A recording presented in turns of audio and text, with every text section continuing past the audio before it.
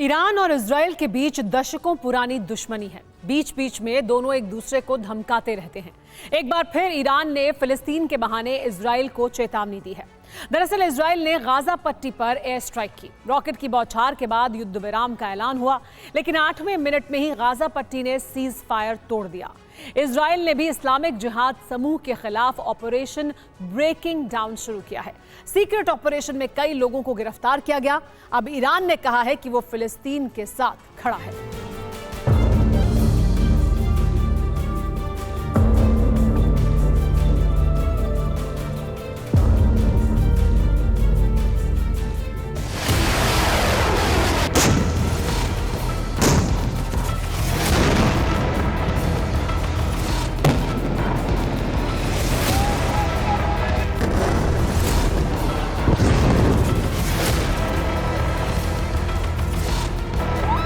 दो कट्टर दुश्मनों के बीच विध्वंसक युद्ध का ये नया संस्करण है। विश्व मानचित्र पर अवस्थित मध्य पूर्व में अशांति का ये नया एडिशन है। अपने पुरातन दुश्मन के आंगन में इजरायली मार्का अग्नि बाणों की ये बौछार है। गाजा पट्टी में इजराइल ने कुछ यूं ताबड़तोड़ स्ट्राइक की है। आसमान से गिरते बारूद फिलिस्तीन के इस हिस्से पर जबरदस्त तबाही मचा रहे हैं। 2 दिनों तक ऐसे ही प्रचंड प्रहार से गाजा पट्टी जख्मी होती रही।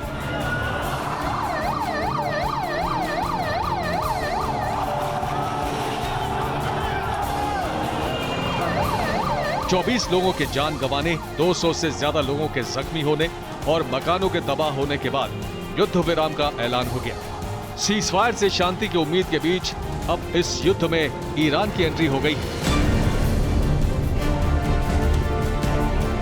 विध्वंस से कराहते हुए फिलिस्तीन के समर्थन में इजराइल का दूसरा सबसे बड़ा शत्रु देश ईरान खड़ा हो गया है।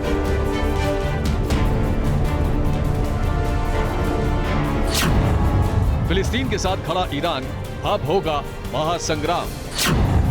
बारूदी त्रासदी की आहट, मिडिल ईस्ट पर घोर संकट, ईरान की खुली धमकी, इजराइल के साथ जंग होगी।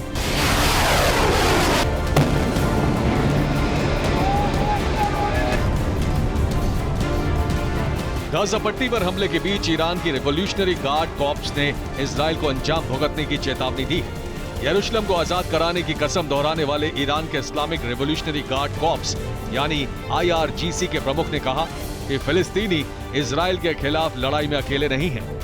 IRGC के मेजर जनरल हुसैन सलामी ने इजराइल को चेताते हुए कहा है कि आज सभी इजराइल विरोधी जिहादी ताकतें एक साथ मिलकर यरूशलेम को आजाद कराने और फिलिस्तीनी लोगों के अधिकारों को बनाए रखने के लिए काम कर रही है। सलामी ने कहा कि IRGC अंत तक इस रास्ते पर इस्लामिक जिहाद ग्रुप के साथ है और फिलिस्तीन और फिलिस्तीनी अकेले नहीं हैं। सलामी ने जोर देकर कहा कि एक नया अध्याय शुरू हो चुका है। इजराइल हाल के अपराध के लिए एक और भारी कीमत चुकाएगा। ईरानी सेना के अफसर जिस इस्लामिक जिहाद का जिक्र कर रहे हैं, वही इजराइल के ईरान की दुश्मनी की जड़ में है। साल 1979 में ईरान की क्रांति ने कट्टरपंथियों को सत्ता में आने का मौका दिया और तभी से ईरानी नेता इजराइल को मिटाने की बात करते रहे हैं। ईरान इजराइल के अस्तित्व को स्वीकार नहीं करता है और उसका कहना है कि इजराइल ने मुसलमानों की जमीन पर अवैध कब्जा कर रखा है, जबकि इजराइल की नजर में ईरान एक ऐसा देश है जो उसे मिटाना और खत्म करना चाहता है और उसके लिए सबसे बड़ा खतरा है।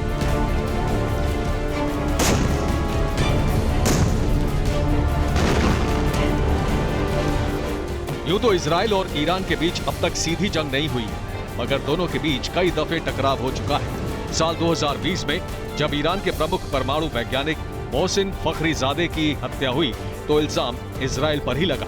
इससे पहले ईरानी कमांडर जनरल कासिम सुलेमानी की जब अमेरिका ने हत्या की थी, उसमें भी इजरायली खुफिया एजेंसी शरीक थी। इजराइल खुल्लम खुल्ला कहता है कि उसे ईरान का एटम बम से लैस होना बर्दाश्त नहीं है।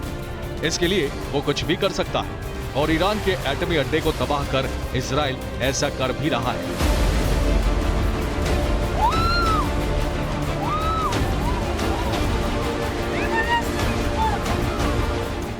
इजरायली अटैक का बदला लेने के लिए ईरान भी हर वक्त ताक में रहता है। इस समय जब गाजा पट्टी में फिलिस्तीनी इस्लामिक जिहादियों पर इजराइल ने एयर स्ट्राइक की है।